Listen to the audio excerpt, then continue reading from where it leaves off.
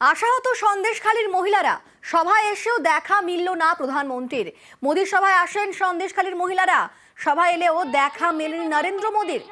সভাস্থলেই ক্ষোভ উগরে দিলেন মহিলারা।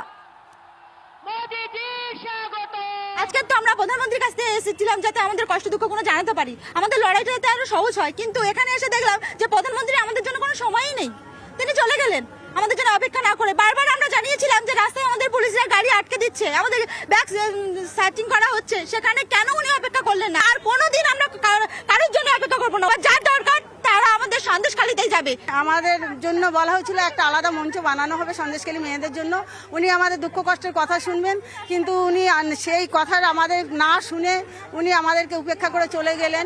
আমরা এটা আশা করিনি যে উনি আমাদেরকে মা দুর্গা বলে আখ্যা দিয়েছিলেন, তিনি কিভাবে আমাদেরকে উপেক্ষা করে চলে যেতে পারলেন? আমাদের জন্য কি 10 মিনিট সময় দিতে পারলেন না? আমাদের মনে খুব খুশি ছিল, এই খুশি ছিল যে আমরা মোদী সরকারের সঙ্গে দেখা করবো, সামনাসামনি কথা বলবো। এসে আমরা পেছনে দাঁড়িয়েছিলাম কিন্তু আমাদেরকে ঢুকতে দেওয়া হয়নি।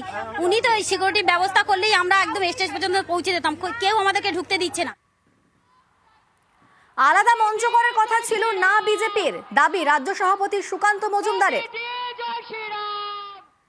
সন্দেশখালীতে যে আন্দোলনে যারা একদম প্রথম সারিতে নেতৃত্ব দিয়েছিলেন তারা আজকে পৌঁছতে পারলেন না। তাদেরকে আপনারা বলেছিলেন, আশ্বস্ত করেছিলেন প্রধানমন্ত্রীর সঙ্গে দেখা করিয়ে দেবেন, আলাদা মঞ্চ করিয়ে দেবেন। এরকম কথা আমার তরফ থেকে বা আমাদের পার্টির তরফ থেকে ওনাদের দেওয়া হয়নি। কে দিয়েছিল আমরা জানি না। আমাদের কোনো পদাধিকারী পার্টির তরফ থেকে এই ধরনের কোনো কথা দেয়নি। এমনকি সকালে সম্ভবত আজকে অথবা গতকাল আমাকে জিজ্ঞেস করে সাংবাদিকরা, আমি পরিষ্কার বলেছিলাম যে সন্দেশখালীর মহিলাদেরকে নিয়ে আসার আলাদা কোনো প্ল্যানিং নেই।